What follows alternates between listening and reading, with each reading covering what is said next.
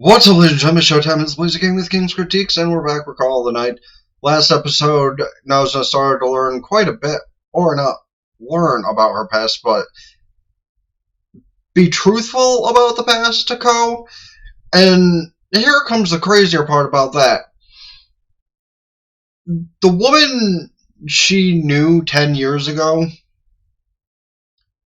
seems a lot like the detective.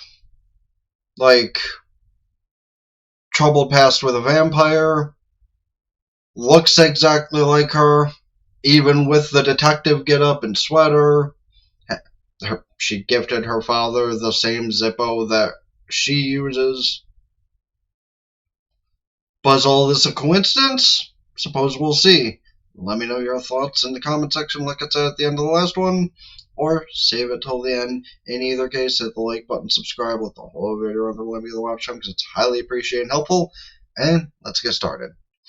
Meanwhile, she leaves Nazuna in the other room and says, "Don't make a sound," and bitch makes a sound. Okay, no, but that really does look like it was a really good relationship. And I know they're going to show us what happened, but it's really unfortunate to think of what happened. Friendship, relationship, either way, it looked like they were having a hell of a time together. Meanwhile, Nazuna being so loud and animated just in the middle of a cafe late at night. Meanwhile, in the middle of saying something, it's like, wait, that's my father. Oh, that's even more awkward, is him being in the establishment that they're in. Okay, listen, Nazuna probably thinks nothing of that, but we know exactly what she means by answering, "How is it down there with that?" She's perfectly fine down there, I think. She's perfectly fine down there, I think. And now he's pressing. Well, he is off in a car now. So unless you're honest about what you are, not going to be able to catch up to him. She's probably about to be honest about what she is. Nope. Mejiro didn't even have the time to get out there to ask. Okay. What did she get cut off by? Her hand! Immediate concern. Meanwhile, she goes to help the wound out and, oh, it's already healed. How did that happen? Yep, time to be honest.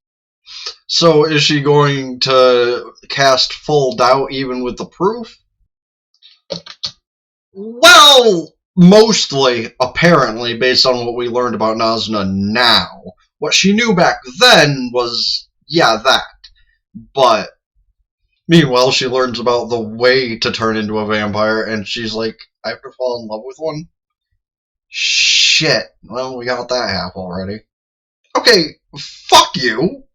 Yeah, of course, Nazuna needs to turn on that teasing way she does things. Even though, in all seriousness, did seem like she was in love with her. Okay, but like, that's a good look on her as well, for sure.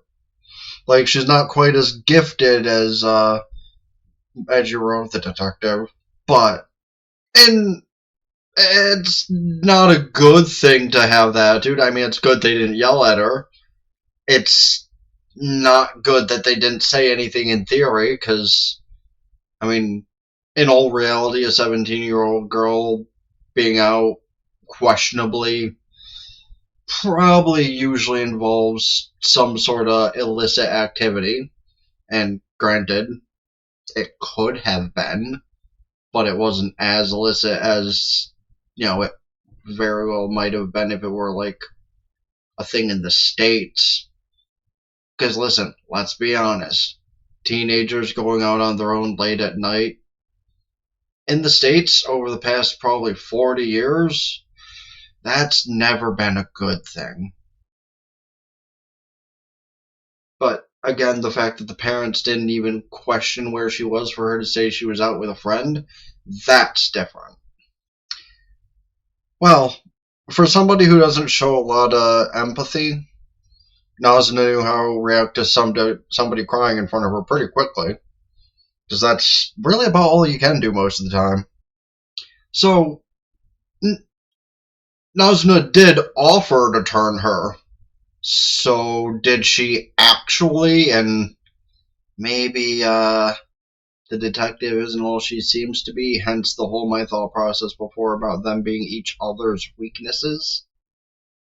Correction, she already has fallen in love with you. So by the looks of things, yes, she did turn her. In quite the intimate fashion, mind you. Honestly, had they just made this an outright Yuri story between them, I would not have complained. Had the thing with Kobe a sequel series. Actually, unless they kiss, this seems like a good enough thumbnail, honestly. I was just going to use the hand holding, but unless they kiss, this seems like a good thumbnail. Also, doesn't that mean she's lied to Ko the whole time, and that she had never given offspring because she has one? And does that mean the vampire that killed her parents was her? Hey, listen, if they're passed out, they're basically a buffet as long as you don't kill them, right? First night as a vampire, first night going through the sky. Wow, way to change up your attitude after I get turned into a vampire. Okay, no, but as fucked up as it is, it's like, yeah, I just decided to turn into a vampire, and now you guys are turning your lives around? The plus side is, at least she didn't, actually take her own life. She just took her humanity. And it's not like it's a bad thing either, because she's still in love with Nazuna. So, other than the reason she made the decision being reversed, basically, is it fully a bad thing? I mean, it's probably gonna make her go on an emotional roller coaster, and yes, she was the vampire that offed her parents, but... Okay, so someone got a hold of his cigarettes and, placed them. Now, was that somebody... the mother? Nazuna? Or... a third party? Okay. So it didn't kill him, it made him turn into something? Oh, damn, he hit so hard that that's her blood on his hand. Damn. Yeah, he's kind of the one that did it. Why is still a question. Yeah, honestly, he took a puff or two off his cigarette and tasted like shit, and then just click. What the fuck happened? I'm guessing that's not a please forgive me hug. That is a I'm eating your throat out hug. Yeah, he turned into a vampire somehow. Okay, so I'm going to assume she assumed Nazuna had something to do with it, even though she probably didn't, because they were in the room the whole time together, other than the few moments in between her mother coming home and them leaving together.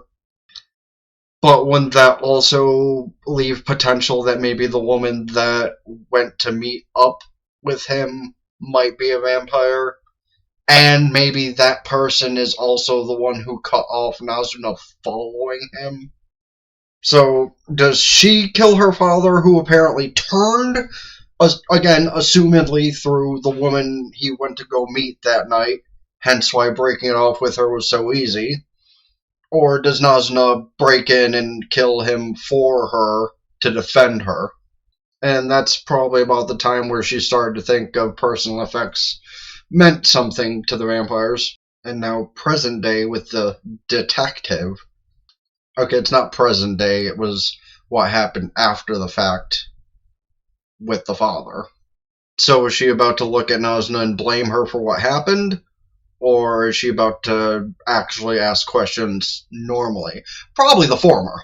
Okay, so she only fed off her once she didn't actually get the chance to turn her. And yes, I was right in every single one of those assumptions prior, other than the fact that she killed both of her parents, or Nazuna had something to do with killing either of them.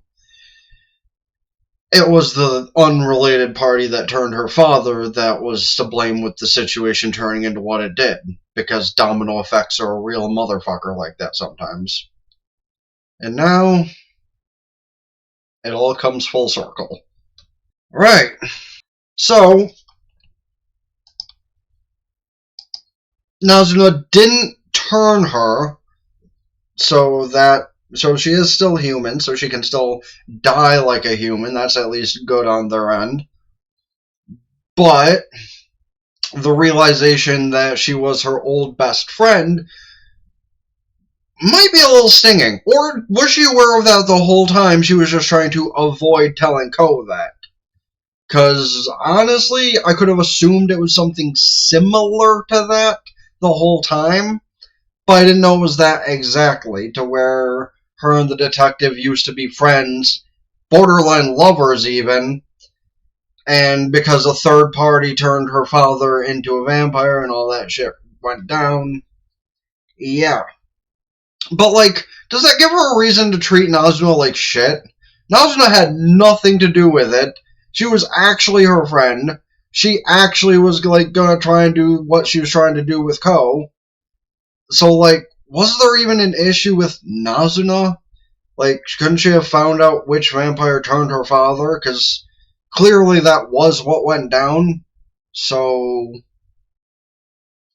I don't know. Hopefully, within the next few episodes, we'll get more on that as well. Like, maybe it's the blonde one that turned the detective's father into what he did and how everything went down.